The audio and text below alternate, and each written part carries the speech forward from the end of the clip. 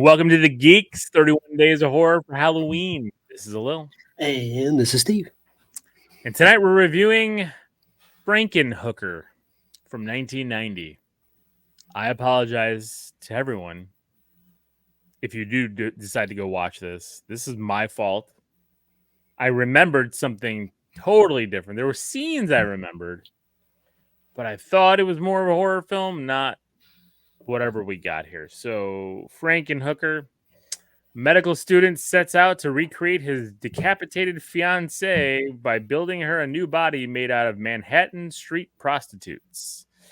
Stars nobody you care about. I mean, James Lorienz, who is also in that movie Street Trash that we reviewed last. Yes, Tommy Lombardozzi. We'll be seeing him again. Yes, and a bunch of others. I mean. So Steve, I'll let you go first. Street Trash, Frankenhooker. Although I know, and I have a lot of blind spots with some movies that some people think are like these great classics, and a lot of them are. I admit I have lots of so-called classics that I have not seen, but Frankenhooker is one of them. This is my first time watching it. I've been aware of the movie, and I know that it's a cult movie, right? It has its fans, and when I'm watching it for the first time, I can understand why, right? I can understand that if you saw this at a certain age, you probably were like, "Oh my god!" And now it's you can, even though it's bad, it's one of your favorites. I do not have that nostalgia for this. This is probably not going to be watched again. While there is plenty of TNA in a movie called Frankenhooker, as there should be, which is nice. And there is some pretty good actual kind of practical kind of model monster things towards the end. But it's just kind of boring. It's not enough. Yeah, it's not enough. It's like she's alive, and then she goes out, and then she comes back, and then he gets killed, and then it's like, and then it's over. I'm like, what happened? It was so fast. Like, I don't know. It felt almost like an episode of a show. Like it felt like it was over really quickly. Nothing really had time to breathe. I don't. You're not wrong. I mean, I felt really bad for the girl in the beginning with everybody calling her fat and she wasn't. It's just like, what's going on here? Yeah, I know. It was very, very bizarre. And then the news reporter was like, "Oh, the curves some victim or whatever, like the rotund victim in this case." You're like, Jesus Christ. Yeah, she was not fat. She died, and you're calling her fat on the news in many more ways than one. She's like, she like ends the news broadcast with a pun about how fat this girl was. It was pretty fucked up. Anyway, but she wasn't fat at all. No, she was. For me, it's a low sidekick. I don't think it's a zero. I don't think that it's like bad. I think it's one of those schlocky movies like Street Trash. It's got its audience. It's just not. It's not for me. I think in the right setting with the right group, it might be. But like, I think this would be kind of one of those fun movies to go watch with one of those like really rowdy, Rocky Horror Picture Show crowds where everyone knows the lines and they're throwing shit at the screen, like everyone's in costume. I could see that being fun, but just watching it by myself in the room, Yeah, I mean, I'm with you, Steve. It's a low sidekick. It's one of those movies so bad that you could find some good things with it. I mean, there's some ridiculous scenes, and it's not meant to be good. I was impressed with like when she became the Frankenstein hooker monster, like her acting changing pace and like even like that face thing that she was doing, like that mouth thing. I'm like, I can't even do that. I was like, hey, you know what? They found somebody who could do that, and they're like, you're starring in this movie, and that's she did a good job. This weird thing. Again, like. But not enough of it. I watched this when I was 12, Steve. Like I watched this when I was 12. This would have been, if I had seen this when I was 12, this would have been in quite the rotation. That's what I'm saying. Like it's been a long time. Like no joke. Like I watched it on VHS. I never had the DVD. And so like I saw it pop up. I'm like, oh my God, I remember this movie. I remember like the craziness, because I remembered her and like the facial things and her kind of going through, but I didn't remember the full story around it.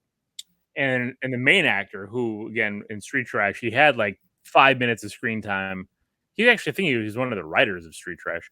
I hated his accent, like his weird, like over the top, overused, like New York, New Jersey accent that he was doing was just driving me nuts.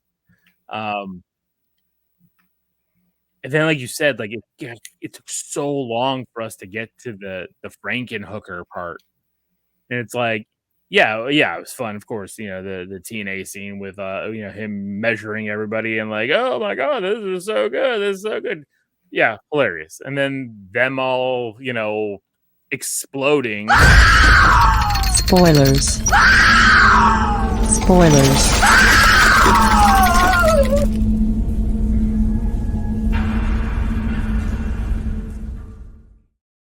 Because he spoilers now. Yeah. After I already said the plot, I was like, Yeah, what he whatever. does. Yeah, good.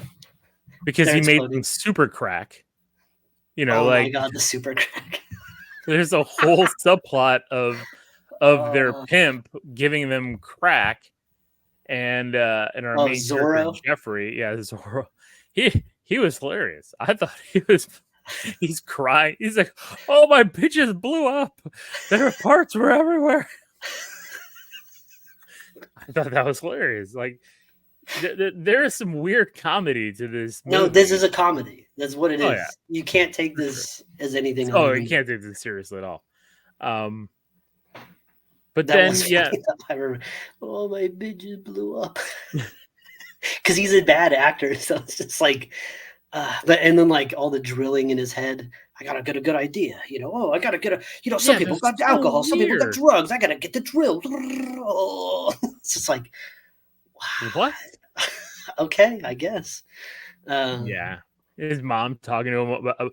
So his girlfriend dies because he built a lawnmower that's remote control, and it's moving toward her, and she can't get away from it. And somehow the whole thing, and also she's holding and controlling the remote. Yes. And somehow the whole thing chops her up. Like, doesn't stop. Her head. Yeah. And he somehow is able to keep it with some kind of weird chemical that he's come up with. And that's fine. What about like the opening where he's like got this brain in a jar with the eye in it, and he's like, hey, come on, snap out of it. Look at me. Hey, what are we doing here? Come on, look at me. Look at like what the fuck are we doing? I know. It's like, I gotta be really careful here. And he stabs a fucking scalpel right in the middle. Okay. He's like this genius that just doesn't do genius very well.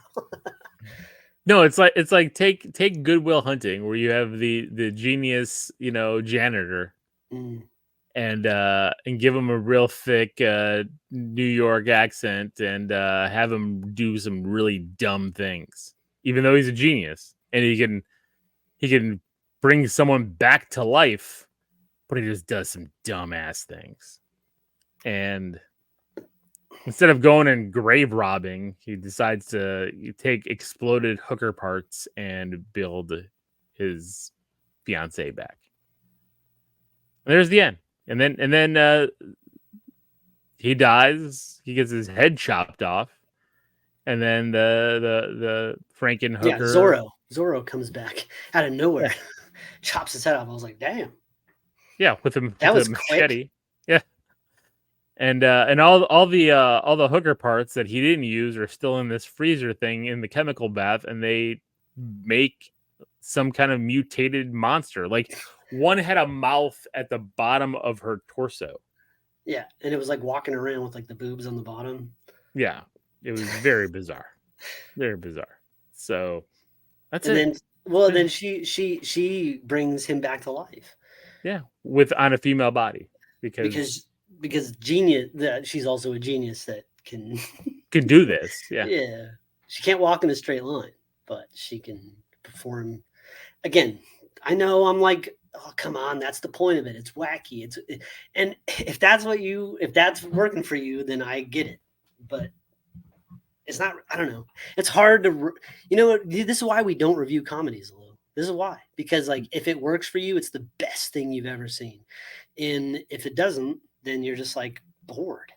Yeah, yeah. The lab scene that, you know, the recreation of like Frankenstein monster scene where he has this giant fucking tower that shoots out of his garage that she puts her on to get hit by lightning. It was ridiculous. That's like I saw that and I'm like, oh my god. Like this is where we went. Yeah, but I didn't feel like it was out of place. Like I was like, No, you're right. It wasn't. It seems about where we're at. Yeah, and one of the credit scenes, excuse me, said no animals or people were killed or injured while making this movie. So this is the kind of movie, you know, they're even making fun of themselves. It's just, it is what it is. So yeah, it's one of those trauma films. It's like you can't really sit there and try to actually critically review Toxic Avenger. You know, does it work for you or does it not? This as a comedy works pretty well. It's yeah, it's fine, but like I don't have nostalgia for it, so it's not. No, and it made its cult following on VHS, right? Because like, Oh, I would love to have this on VHS. you go into the store, and that's what I did. It was mom and pop VHS shop that we used to walk to from our house, and my mom would send me to go rent movies. You know, and like they knew I was able to rent rated R movies because like my mom let me, you know, because I would bring home whatever, and I would go rent. I think it was like 3 movies for $5, something like that. And I remember renting this because I was like, oh, it's a Frankenstein kind of thing, you know, not thinking hooker kind of thing, you know, just rented it. And And on Tubi, I saw the cover of it. Look, that'd be an awesome cover. The box art's really good.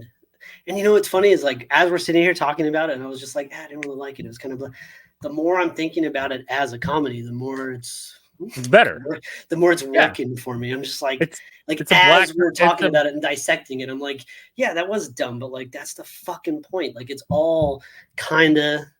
That's the point. Like, yeah, I think for what it is, it deserves more than a low sidekick. It's probably I could bump it to a regular sidekick. It's just not my personal cup of tea, but for what it is, I can appreciate it. Yeah, I get it. I can see why it has a cult following. It's a parody. It's a dark comedy. And this guy here, this John Lorenz, I'm sure he has his own set of fans. You know. Oh, I'm sure. I mean, he's definitely got a character that he does.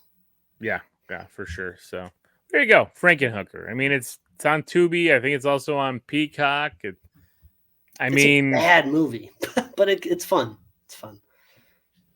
And you got to go in with that mindset. You got to go in with that mindset because I didn't, because I thought I had nostalgia for it because I remember the box cover, and it wasn't what I remembered, and